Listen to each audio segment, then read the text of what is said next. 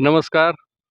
आज आपण आलोय ज्या ठिकाणी संत तुकाराम महाराजांच्या पालखी सोहळ्यातील दुसरं रिंगण आणि सोलापूर जिल्ह्यातील पहिलं गोल रिंगण ज्या ठिकाणी आयोजन होतं त्या रिंगणाचं किंवा रिंगण सोहळा रंगतो अशा सदाशिवराव माने विद्यालयाच्या मैदानावर. खरं सांगायचं तर 1685 मध्ये पालखी सोहळ्याला सुरुवात झाली. या पालखी सोहळ्याचा उद्देश म्हणजे भक्ती, समाज प्रबोधन आणि आंतरिक शुद्धीकरण या उद्देशाने सुरू झालेली पालखी संत तुकाराम महाराजांच्या पादुका घेऊन पंढरपूरला जातात. वारकरी बंधू पंढरपूरला जातात. विठ्ठल भक्त पंढरपूरला जातात. विठ्ठल चरणी दर्शन घेऊन त्याचा आनंद घेतात आणि वारकऱ्यांमध्ये समानतेची जाणीव किंवा समानतेची भावना निर्माण करण्याचा हा उद्देश या पालखी सोहळ्यानिमित्त होत असतो. आपण पाहिलं तर या रिंगण सोहळ्यानिमित्त जय्यत तयारी पूर्ण झालेली दिसते. या ठिकाणी रिंगण सोहळ्यासाठी पूर्ण असा बॅरिगेट्स लावून अश्व ज्या ठिकाणी धावतात, ते मैदान एकदम व्यवस्थित करून, स्वच्छ करून रिंगण सोहळ्याची तयारी झालेली आहे. त्याचप्रमाणे आपण पाठीमागं जर पाहिलं, तर या पालखी सोहळ्यासाठी पावसाचा काही त्रास होऊ नये यासाठी वॉटरप्रूफ मंडप, भव्य मंडप या ठिकाणी उभा करण्यात आलेला आहे. त्याचप्रकारे वारकरी बंधूंना बसण्याची आणि उभा राहून सोहळा पाहण्याची तयारीही या ठिकाणी आयोजकांनी केलेली दिसते. या पालखी सोहळ्यासाठी साधारण अ, 8 ते 9 लाख भाविक या सोहळ्यासाठी येत असतात. त्यांची राहण्याची व्यवस्था असेल, स्वच्छतेची व्यवस्था असेल किंवा त्यांना इतर सुविधा काय असतील त्यासाठी हे प्रशासनाने जय्यत तयारी करून त्याचप्रमाणे पोलीस प्रशासनही सज्ज झालेले. नमस्कार, जय हरी. मी अमोल कृष्णात फुले, सदाशिवराव माने विद्यालयाचे प्राचार्य आहे. आमच्या या प्रांगणामध्ये जगद्गुरू संत तुकाराम महाराज पालखीचे या ठिकाणी आगमन 20 तारखेला होणार आहे. आणि आमच्या याच विद्यालयाच्या मैदानावर या ठिकाणी हा नयनरम्य अशा प्रकारचा सोहळा, रिंगण सोहळा या ठिकाणी पार पडणार आहे. साधारणपणे 11 वाजेपर्यंत हा रिंगण सोहळा पार पडल्यानंतर आमच्याच सदाशिवराव माने विद्यालयाच्या इथं स्टेजवर पालखी विराजमान होते आणि इथंच संत तुकाराम महाराजांचा या ठिकाणी मुक्काम असतो. तर त्याच्या दृष्टिकोनातून शिक्षण प्रसारक मंडळ अकलूजचे तज्ज्ञ संचालक आदरणीय बाळदादा, त्याचबरोबर शिक्षण प्रसारक मंडळाचे अध्यक्ष आदरणीय अण्णासाहेब आणि आमच्या विद्यालयाचे सभापती आदरणीय सयाजीराव संग्रामसिंह मोहिते पाटील, त्याचबरोबर संचालिका आदरणीय स्वरूपा दिदी मोहिते पाटील यांच्या मार्गदर्शनाखाली या ठिकाणी या रिंगण सोहळ्याची संपूर्ण तयारी चालू केलेली आहे. या ठिकाणी भव्य अशा प्रकारचा सभामंडप तयार केलेला आहे. पालखीसाठी पण स्टेजवर एक मोठ्या प्रकारचा अशा प्रकारचं एक या ठिकाणी स्टेज केलेलं आहे.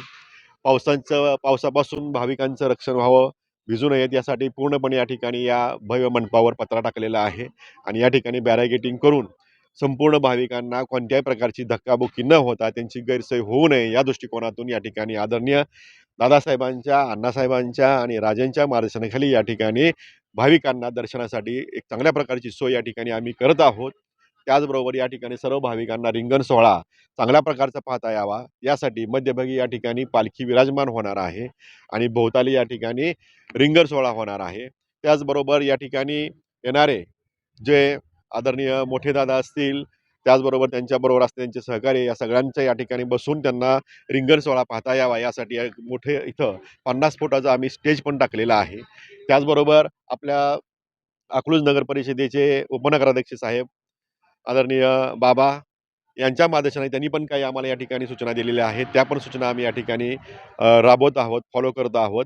ज्या ज्या ठिकाणी पाणी साठतं त्या ठिकाणी नगर परिषदेच्या मार्फत मुरुम टाकून ते साफसफाई करून ते लेवलिंग करून देण्यात आलेलं आहे. त्याचबरोबर कचकडी वगैरे टाकून जेणेकरून या ठिकाणी एक चांगल्या प्रकारचं रिंगण सोहळा व्हावा हे आम्ही या ठिकाणी बघत आहोत. कोणत्याही प्रकारची भाविकांची गैरसोय होऊ नये या सगळ्या सोयी आम्ही या ठिकाणी आदरणीय दादासाहेब, आदरणीय बाबा, आदरणीय राजे, आदरणीय अण्णासाहेब यांच्या मार्गदर्शनाखाली या ठिकाणी हा रिंगण सोहळा शिक्षण प्रसारक मंडळाच्या मार्फत इथं संपन्न होणार आहे. त्याचबरोबर इथं येणाऱ्या प्रत्येक भाविकाला महाप्रसादाचं पण या ठिकाणी सोय करण्यात आली आहे. जवळ म्हणजे शिक्षण प्रसारक मंडळ आदरणीय दादासाहेबांनी सांगितले, की शेवटच्या भक्तापर्यंत भाविकांना या ठिकाणी प्रसाद मिळावा, त्याला दर्शन मिळावं.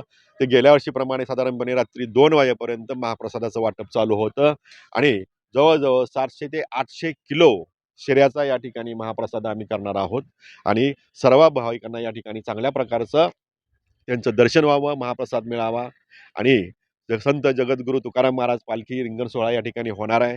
आमच्या सर्व शिक्षण प्रसारक मंडळाच्या सर्व कर्मचाऱ्यांना या ठिकाणी या सेवेचा लाभ याच्यामार्फत आम्हाला मिळणार आहे आणि ही आम्हाला एक चांगल्या प्रकारे सेवा करण्याची पर्वणीच उपलब्ध करून शिक्षण प्रसारक मंडळ आम्हाला देत आहे. त्यासाठी मी आदरणीय दादासाहेब, आदरणीय अण्णासाहेब, आदरणीय राजे, त्याचबरोबर आदरणीय बाबा या सर्वांचे या ठिकाणी मनःपूर्वक हार्दिक आभार मानतो.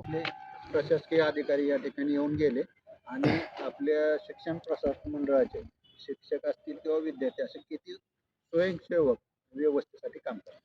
या ठिकाणी शासकीय अधिकारी कलेक्टर साहेब येऊन गेलेले आहेत, प्रांत मॅडम येऊन गेलेले आहेत, त्याचबरोबर तहसीलदार साहेबसुद्धा येऊन गेलेले आहेत.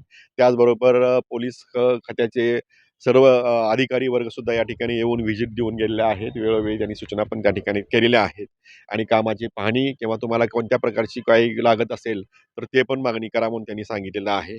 वेळोवेळी त्यांचं मार्गदर्शन या ठिकाणी चालू आहे आणि जवळजवळ आमच्या या ठिकाणी 1000 कर्मचारी या ठिकाणी कार्यरत राहणार आहेत. दर्शन बारागेसाठी काही लोकं आहेत.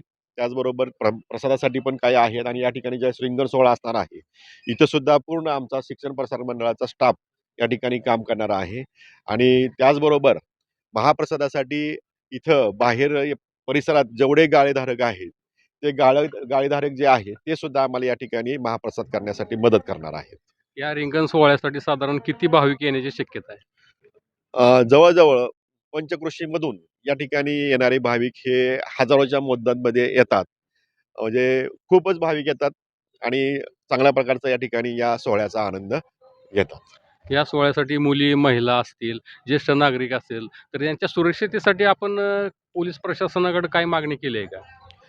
जे वयोवृद्ध आहेत, ज्येष्ठ नागरिक आहेत, महिला असतील, त्याचबरोबर तरुण मुली असतील, यांची या ठिकाणी कोणत्याही प्रकारची गैरसोय होऊ नये आणि त्याचबरोबर कोणत्याही प्रकारचं गैरप्रकार होऊ नये, यासाठी आम्ही पोलीस प्रशासनाला पत्रव्यवहारसुद्धा केलेला आहे आणि त्यानुसार त्यांनी आम्हाला या ठिकाणी मार्गदर्शन पण केलेलं आहे आणि त्यांचे पोलीस बंदोबस्त या ठिकाणी राहणार आहे.